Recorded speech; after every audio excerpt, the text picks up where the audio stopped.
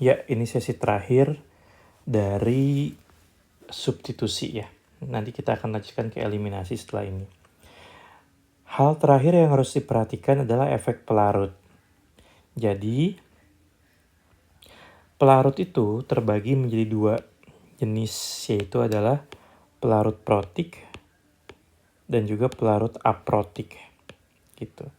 Ini tidak ada kaitannya dengan polar non-polar.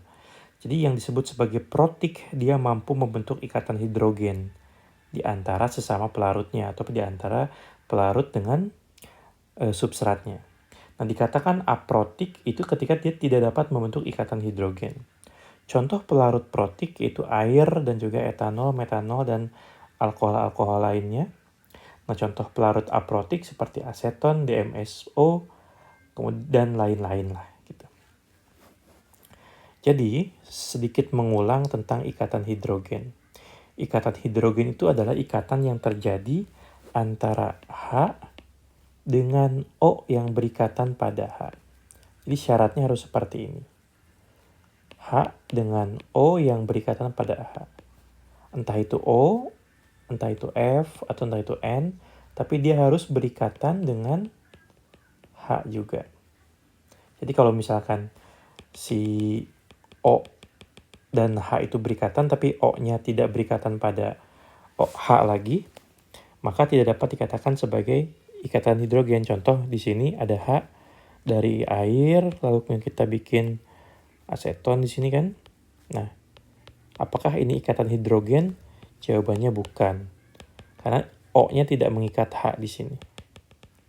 Oke, di sini teman-teman dapat lihat bahwa air dalam jumlah molekul yang sangat banyak bisa membuat ikatan hidrogen yang juga banyak.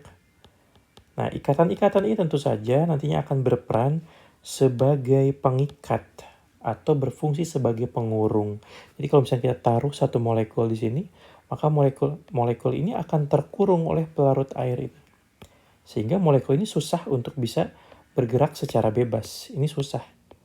Dikarenakan dia terkurung.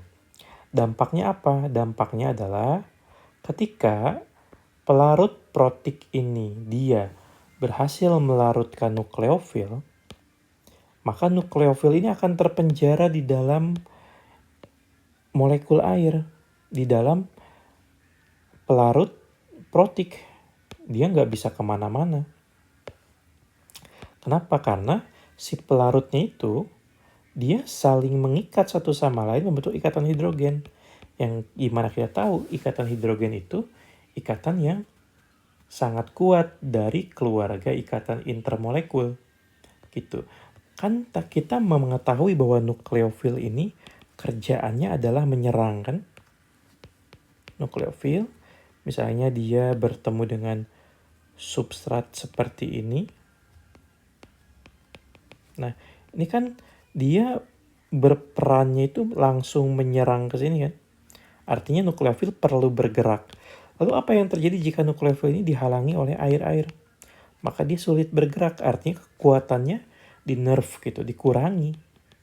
Tidak seefektif biasanya. Maka untuk pelarut protik ini cocoknya untuk apa? Untuk SN1.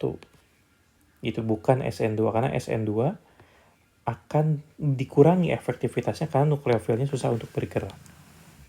Nah kalau SN1 justru ini menguntungkan. Kenapa? Karena lagi-lagi kita lihat bahwa untuk terjadi SN1 ini perlu adanya pelepasan gugus pergi sehingga terbentuk karbokation ya kan. Nah, silakan kamu bayangkan ketika ini lepas, ini kan memiliki kecenderungan untuk bisa balik lagi sebetulnya. Tapi ketika dia dikelilingi oleh air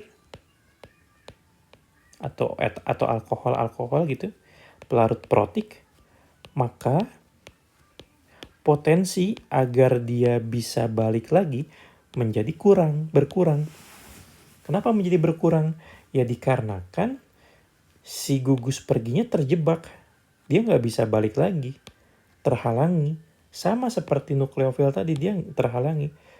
Sehingga ini menyebabkan kondisi lepasnya gugus pergi membentuk karbokation menjadi lebih stabil.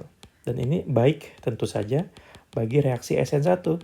Dikarenakan kalau karbokationnya stabil, maka nukleofil punya kesempatan untuk bisa langsung menyerang ke titik positifnya itu.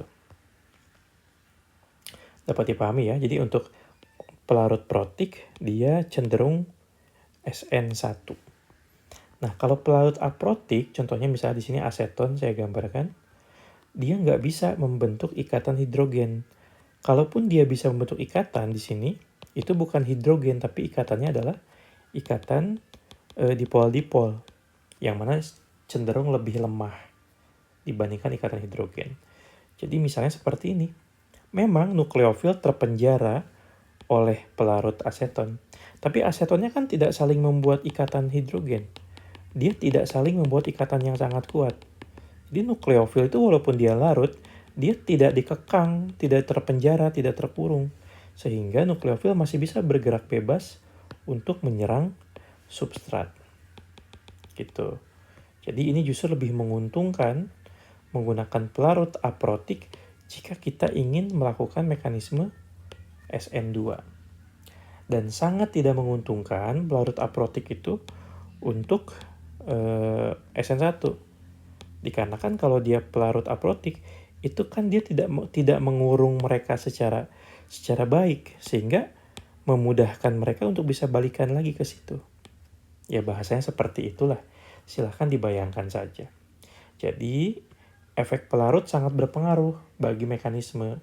Kalau protik cenderung ke SN1, kalau aprotik cenderung ke SN2. Oke, sekian.